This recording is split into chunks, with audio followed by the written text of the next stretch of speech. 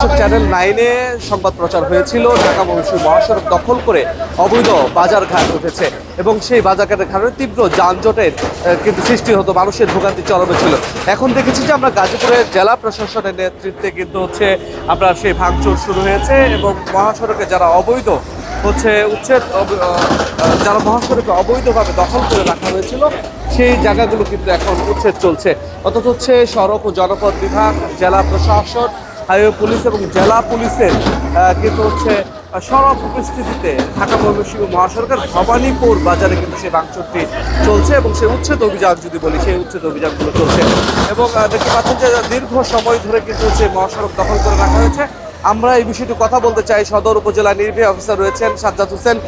আমরা দেখেছি যে এর আগেও আমরা প্রতিবেদন করেছিলাম মহাসড়কে যে আপনার অবৈধভাবে যে দখল করে রেখেছে, যানজট তৈরি হয় এবং মহাসড়ক সেটা আপনার 2-3 লাখ টাকায় বিক্রিও হয়, এরকম কিছু অভিযোগ ছিল। তো সেই প্রেক্ষিতে আজকে আসলে কি উদ্যোগ নিয়েছেন আপনারা? জি, আপনাকে অসংখ্য ধন্যবাদ। এই বিষয়টি আসলে এখানে আপনারা জানেন যে এটি সড়ক ও মহাসড়ক অধিদপ্তরের একটি জায়গা। তো এই জায়গাটি এর আগেও আমরা উচ্ছেদ করেছিলাম, কার্যক্রম হয়েছিল, এটি আবার বেদখল হয়েছে। এই বিষয়টি আমাদের নজরে আসাতে আমরা আবার এই বিষয়টি রোডসের অনুরোধের প্রেক্ষিতে আমাদের জেলা প্রশাসক স্যারের নির্দেশনায় আমি আমার সাথে সহকারী কমিশনার ভূমিকণ রয়েছে, আমরা এটা অবৈধ জায়গাগুলো উচ্ছেদ করছি। আমরা আসলে মহাসড়কের উপরে কোথাও কোনো ধরনের বাজার বা মানুষের যেখানে চলাচলের প্রতিবন্ধকতা তৈরি করে এই ধরনের কার্যক্রম আমরা সবসময় এগুলো নিরুৎসাহিত করি, এগুলো আমরা সবসময় এগুলো প্রতিরোধ করি। আমরা এগুলো অবশ্যই অব্যাহত রাখবো এবং আমরা আমরা রোডস এবং হাইওয়েজকে তাদের এই জায়গাগুলো খালি করে আবারও বুঝিয়ে দিচ্ছি যেন পরবর্তীতে এই বিষয়গুলো তারা ম্যানেজমেন্টে নিয়ে আসেন, যেন আর কোনো অবৈধ দখলের সুযোগ না আসে, সেই জন্য আমরা তাদেরকে এগুলো হস্তান্তর করছি। প্রায় দেখেছি যে উচ্ছেদ হয় কিন্তু এরপরেও আবার বসে যায়, তো সেক্ষেত্রে হাইওয়ে পুলিশ বা অন্যান্য তাদের আসলে এটা দেখভালের সুযোগ আছে কিনা এবং তারা এটা কেন সঠিকভাবে করছে?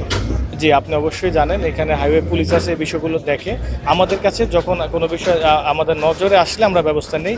এখানে রোডস অ্যান্ড হাইওয়ে যে বিষয়টি রয়েছেন তাদেরও একজন আমাদের সাথে প্রতিনিধি রয়েছেন। এটি আমরা যে কোনো কিছু অবৈধভাবে এটি কেন হয় কোনো প্রক্রিয়ার মধ্যে না থাকলেই হয়তো আমরা যখন আমাদের কাছে কোনো অভিযোগ আসে আমরা সেই অনুযায়ী ব্যবস্থা নিই এবং এখনও আমরা তাই করছি। আমরা এই সমস্ত কার্যক্রম অব্যাহত রাখবো। শুনছিলেন উপজেলা নির্বাহী অফিসার, তারা আপনার এই উচ্ছেদ অভিযান সম্পর্কে বলছিল। তো প্রায়ই কিন্তু আমরা দেখেছি যে আপনার প্রায়ই কিন্তু এই আপনার উচ্ছেদ অভিযানগুলো হয়ে থাকে, কিন্তু তারপরেও আমরা দেখেছি যে মহাসড়কে আবার দখল করে কিন্তু সেই বাজারঘাট কিন্তু বসে যায়। সেটা আমরা দেখানোর চেষ্টা করেছিলাম এবং সেটা নিয়ে কিন্তু আমরা বেশ কিছু আপনার কয়েক দফায় কিন্তু চ্যানেল 9 আমরা সংবাদ প্রচার করেছি এবং সেখানে কিন্তু দেখিয়েছি যে কী পরিমাণ যানজট এবং অসহনীয় মাত্রা কিন্তু থাকে।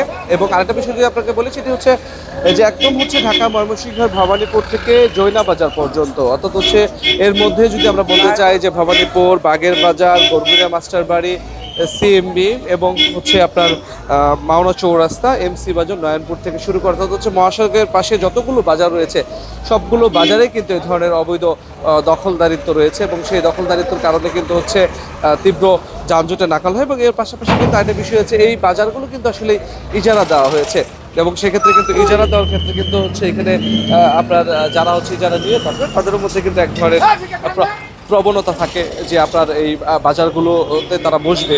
কিন্তু এখন কথা যে উপজেলা নির্বাহী অফিসার যেটি বলছিলেন ইজারা দেওয়া হয়েছে। আচ্ছা, সদর উপজেলার মধ্যে অন্তত 2টি বাজার তারা উচ্ছেদ অভিযান করবেন, অন্তত ভবানীপুর এবং বাগের বাজার। অর্থাৎ ভবানীপুর ভাগার পরপরই কিন্তু বাগের বাজারে তারা উচ্ছেদ অভিযানটি পরিচালনা করবেন। এখন সাধারণ মানুষের কথা, এই অভিযানের স্থায়িত্ব কতদিন থাকে, এই ছিল সর্বশেষ।